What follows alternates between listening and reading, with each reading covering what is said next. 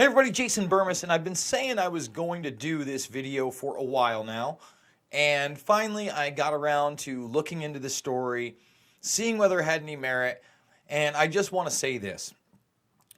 There's absolutely a business deal here.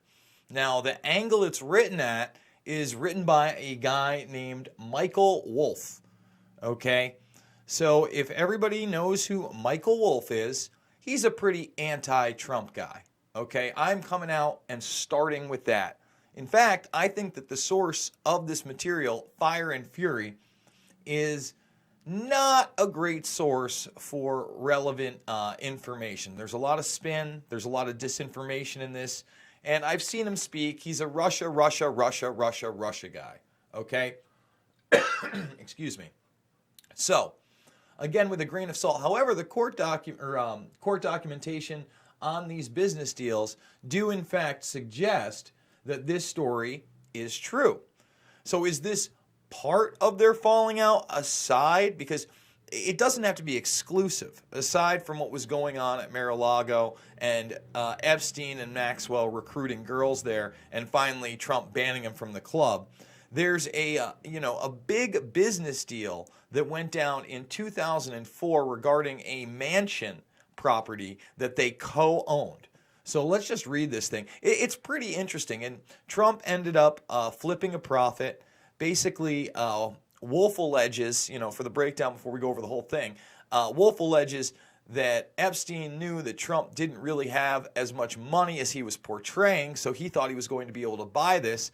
And then later on, he thinks it's kind of a ghost investor. But Trump does successfully flip the property and make quite a profit. So let's get into it. President Donald Trump played a central role in launching the 2005 criminal investigation of Jeffrey Epstein by Palm Beach County Sheriff's Office. And the other thing about this, so in other words, he, after all this, he also has a vengeance plot against Epstein, apparently. This is what Wolff put in his book, Fire and Fury. Fire and Fury is not new. This came out in January of 2018. So this book's over a year and a half published. So it's not like he put this in his book to kind of glom on to the Epstein craze. You know what I'm saying? So let's continue here. Michael Wolff, who was close with both men in the early aughts, so Michael Wolff knew both these guys, writes in Fire and Fury that Epstein was outed to authorities soon after he threatened to expose Trump as a financial fraud. It all started in 2004 when Epstein, who was still friends with Trump at the time, invited the real estate scion to see foreclosed property in the Tony Enclave that he planned to purchase and then flip. And it all ended with Trump pocketing more than $50 million in profits and Epstein behind bars, though both men did manage to negotiate sweet deals. Ha ha ha ha ha. Ha ha ha ha ha. So, I've said this before. They weren't just buddies at Mar-a-Lago. They weren't just flying on jets together. They obviously had investments together. Well, what do you think was happening there? Epstein had a lot of money. He had a lot of influence. CFR, now we're learning Trilateral Commission from 1995 to 2008 at least. Intelligence connections, Khashoggi, possible Iran-Contra era. Andrew, Prince Andrew that everybody talks about, they don't understand. He's also like the main arms guy over in the UK. Check it out. Fun Lovin' B, thank you so much for the super chat. Let's read this. Hey, Jason, is the reintroduction of the death penalty for federal offenses a coincidence or an attempt to keep him quiet? I certainly wouldn't rule it out. I don't know. Listen, that's a large-scale thing, but at the same time, I didn't think that we would be talking about a suicide attempt or a suicided or an assault or whatever that was. I've covered it extensively. If you want to see my opinions on that, I've given several, but I'm really just putting out what's out there. Go watch those videos from yesterday. We went over it extensively. And the day before. We've really been at the forefront of this Epstein stuff. So, Epstein was planning to buy this property for $36 million. Information he shared with Trump because he was certain the still struggling developer would not be able to come up with the capital to submit his own bid. So there's a little competition. So basically he wanted Trump in there to look at some things, see what he thought it was worth, see what the renovations for, say, the pool, et cetera, were going to be. And Trump undercuts him, okay? And he comes in with a $5 million more bid for the oceanfront villa. and he takes it, I think, for $41 million. He lists it for $125, and I think it ends up going for like $96 after less than a couple million in renovations. Okay? So it was shortly after making, he would list it for $125 million after minor renovations, which resulted in an enraged Epstein threatening to expose Trump. So this is where, Epstein feels like he lost a lot of money and Trump betrays him. So he's saying around these circles, around these times, in 2004, 2005, Epstein is going to threaten to expose him. And Epstein doesn't even believe that Trump had the money to do this and that he's got other backers on this.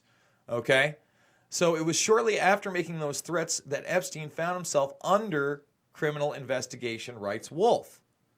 Soon after negotiating the deal for the house in Palm Beach, Epstein took Trump to see it, looking for advice on construction issues involving with moving the swimming pool.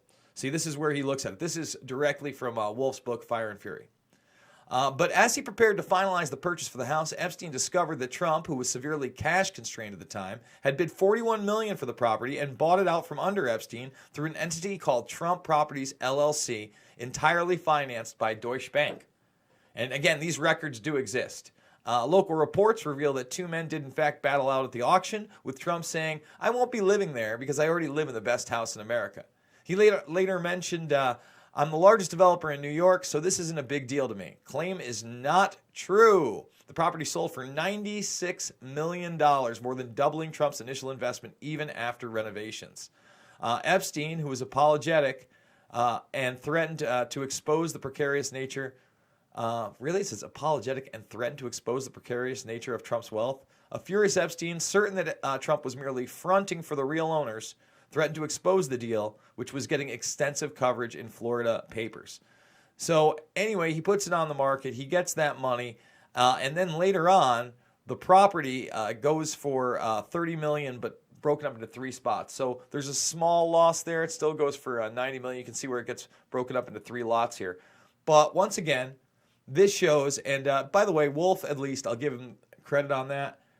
Not to totally do it. He does say that he didn't sever entirely. He does say Trump likely had knowledge of the alleged criminal enterprise due to the fact that Epstein recruited from his private club. Two Epstein victims claim that they were approached while employees of the spa at Mar-a-Lago. Okay, President Trump in turn banned Epstein from the club, but according to Wolf, did not sever the friendship entirely until years later. So again, I'm just putting it out there. This was in a book that was published in 2018, January, I believe. January 5th came out. So this wasn't really glomming on to the Epstein story. I think it was an underreported aspect of this. I don't like Michael Wolff. I think he's deceptive. I think he's dishonest. I think he's pushed the Russian nonsense. Everybody get a look at Mr. CNN over here. He's not to be trusted, but that doesn't mean you throw out all the information. And the information is, these guys had business dealings together, and I think that the evidence for that is true, and I want to know as much about that falling out as I can. I want to know exactly what happened. I think we should all want to know that. With that being said, guys, I'm doing 3, 4, 5, 6, sometimes 7 videos a day. Last night, I did an awesome interview with Derek Brose of The Conscious Resistance. It's a must-watch. It really talks about these human trafficking networks and some of them being outed in the late 80s, early 90s, and then kind of brushed under the media rug. It's a 31-minute piece. It goes over a lot of his research, and it goes over a lot of parts of his current documentary series on it. I forgot exactly what it's called. What Will the Finders Find? Something like that. I did a great one. If you haven't seen the activism that went on Hollywood with the pedogate stuff, putting Epstein's face on huge banners and all over LA with people like Roman Polanski and Woody Allen. Genius, brilliant, an artist called Saab. We cover that, and a full-on review of the film in that one. We talk extensively about the suicide attempt or attack or all the possibilities that are out there with that. In Radar Online says they have no doubt about Epstein. So guys, if you're new to the channel, please hit that like and subscribe button. By the way, The Bill Clinton and Jeffrey Epstein one, you'll get that one. I mean, that's got a lot of great information too. But somehow that's the one video that's gotten remonetized in the last couple days. So I know, everybody's talking about the Clinton body count. That's a great expose.